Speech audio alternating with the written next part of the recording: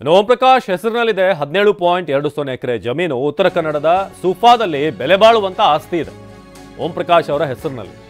ಸುಮಾರು 17 ಎಕರೆ ಜಮೀನು ಉತ್ತರ ಕನ್ನಡದ ಸೂಫಾದಲ್ಲಿ ಅತಿ ಹೆಚ್ಚು ಬೆಲೆ ಬಾಳುವಂತ ಒಂದು ಜಮೀನಿದೆ. 10 ಎಕರೆ ಜಮೀನು ಥರ್ಡ್ ಪಾರ್ಟಿ ಹೆಸರಿನಲ್ಲಿದೆ. ಈ 7 ಎಕರೆ ಏನಿದೆ ಅದು ಮಗನ ಹೆಸರಲ್ಲಿದ್ರೆ 10 ಎಕರೆ ಥರ್ಡ್ ಪಾರ್ಟಿ ಹೆಸರಿನಲ್ಲಿದೆ. ಕಾಳಿ ನದಿ ದಡದಲ್ಲಿರುವಂಥ 5 ಎಕರೆ ಜಾಗಕ್ಕಾಗಿ ಭಾರಿ ಜಗಳ ನಡೀತಾ ಇತ್ತು ಫ್ಯಾಮಿಲಿ ಒಳಗೆ.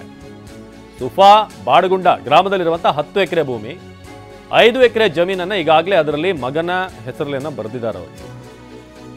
ಇನ್ನು 5 ಎಕರೆ ಜಮೀನನ್ನು ತಮ್ಮ ತಂಗಿಗೆ ಬರೆಯೋದಕ್ಕೆ ಏನಾದರೂ ಅವರು ಯೋಚನೆ ಮಾಡಿದ್ರ? ಭಾಳ ಒಳ್ಳೆಯ ಸ್ಪಾಟ್ ಇದು, ಟೂರಿಸ್ಟ್ ಸ್ಪಾಟ್, ಕಾಳಿ ನದಿ ತೀರದಲ್ಲೇ ಉತ್ತರ ಕನ್ನಡದ ಸೂಫಾ ಬಾಡಗುಂದದಲ್ಲಿ. ಸೊ 5 ಎಕರೆ ಜಮೀನು ಮಗನ ಹೆಸರಿನಲ್ಲಿ, ಉಳಿದಂಥ ಇದೇನಿದೆ ಅದನ್ನು ತಂಗಿಯ ಹೆಸರಲ್ಲೇ ಬರೆಯೋಕ್ಕೆ ಮುಂದಾಗಿದ್ರ ಅನ್ನೋದು. ಸೂಫಾ ಡ್ಯಾಮ್ ಕೆಳಗಡೆ ಅತ್ಯದ್ಭುತ ಪ್ರವಾಸಿ ತಾಣ.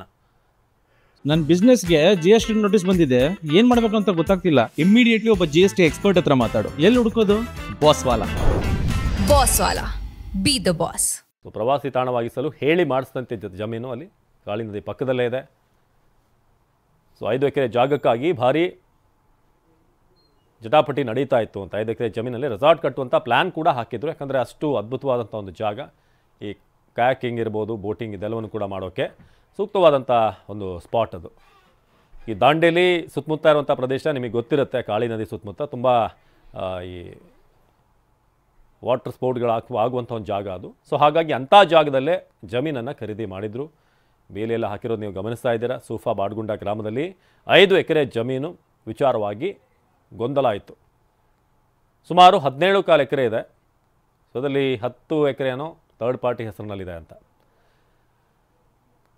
ನಮ್ಮ ಕಾರವಾರದ ಪ್ರತಿನಿಧಿ ಸೂರಜ್ ಈ ಬಗ್ಗೆ ಹೆಚ್ಚಿನ ಮಾಹಿತಿಯನ್ನು ನೀಡ್ತಾರೆ ನೇರ ಸಂಪರ್ಕದಲ್ಲಿ. ಸೂರಜ್, ಈಗ ನಾವು ಗಮನಿಸ್ತಾ ಇದ್ದೀವಿ ಈ ಭಾಗದಲ್ಲಿ 17 ಎಕರೆ ಅಷ್ಟು ಜಾಗ ಇದೆ.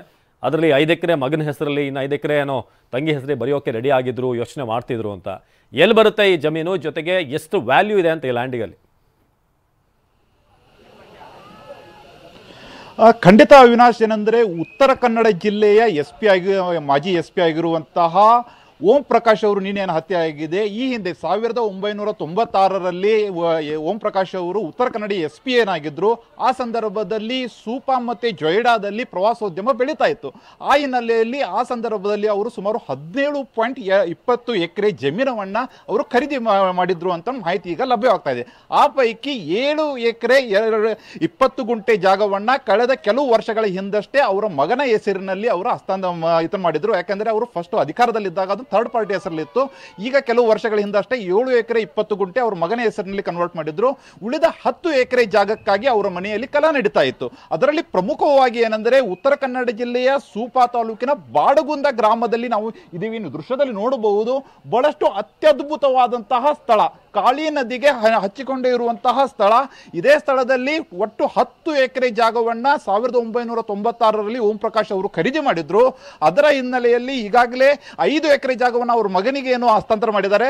ಆ 5 ಎಕರೆ ಜಾಗದಲ್ಲಿ ನೇಚರ್ ಅಡ್ವೆಂಚರ್ ಝೋನ್ದವರು ಸುಮಾರು 20 ವರ್ಷ ಲೀಸನ್ನು ಪಡೆದುಕೊಂಡ್ಬಿಟ್ಟು ಅವರು ಈಗಾಗಲೇ ವಾಟರ್ ಆಕ್ಟಿವಿಟೀಸ್ಗಳನ್ನು ಮಾಡ್ತಾ ಇದ್ದಾರೆ. ಆದರೆ ಅದ್ರ ಉಳಿದ 5 ಎಕರೆ ಜಾಗ, ಯಾಕಂದ್ರೆ ನೀವು ಇನ್ನೊಂದು ಕಡೆಗೆ ತೋರಿಸ್ತೀನಿ ನಿಮಗೆ. 5 ಎಕರೆ ಜಾಗ ಆ ಥರ ಹಚ್ಚಿಗೆ ಇದೆ. 5 ಎಕರೆ ಜಾಗ, ಅದೇ 5 ಎಕರೆ ಜಾಗಕ್ಕಾಗಿ ಅವರ ಹೆಂಡತಿ ಮತ್ತೆ ಅವರ ನಡುವೆ ಜಗಳ ಆಗ್ತಾ ಇತ್ತು. ಯಾಕೆಂದ್ರೆ ಇಲ್ಲಿ ಸೂಪಾ ತಾಲೂಕಿನಲ್ಲೇ ಪ್ರತಿ ಎಕರೆಗೆ ಸುಮಾರು 30ರಿಂದ 40 ಲಕ್ಷ ರೂಪಾಯಿ ಪ್ರತಿ ಎಕರೆಗಿದೆ. ಅದರಲ್ಲಿ ಕಾಳಿ ನದಿಗೆ ಹಚ್ಚಿಕೊಂಡೇ ಇರುವಂತಹ ಜಾಗಕ್ಕಂತೂ 90 ಲಕ್ಷದಿಂದ 1.3 ಕೋಟಿ ರೂಪಾಯಿವರೆಗೂ ಬೆಲೆ ಬಾಳ್ತಾ ಇದೆ. ಆ ಹಿನ್ನೆಲೆಯಲ್ಲಿ ಬಹಳಷ್ಟು ಕೋಟ್ಯಾಂತರ ರೂಪಾಯಿ ಬೆಲೆ ಬಾಳುವಂತಹ ಜಮೀನು ಇದಾಗಿದ್ದು, ಈ ಜಮೀನನ್ನು ಅವರ ತಂಗಿಯ ಹೆಸರಿಗೆ ಮಾಡಬೇಕು ಅಂತ ಸಹಿತ ನಿರ್ಧರಿಸಿದ್ರು. ಯಾಕಂದ್ರೆ ಈಗಾಗಲೇ 5 ಎಕರೆ ಜಾಗ ಅವರ ಮಗನ ಹೆಸರಿನಲ್ಲಿದೆ.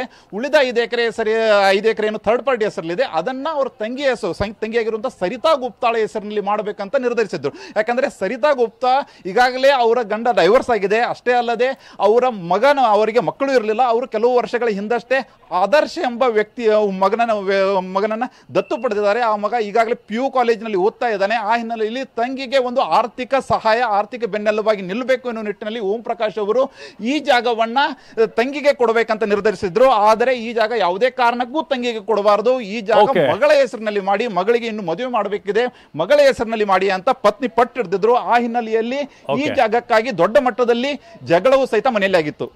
ಧನ್ಯವಾದ ಸೂರಜ್ ಮಾಹಿತಿಗಾಗಿ.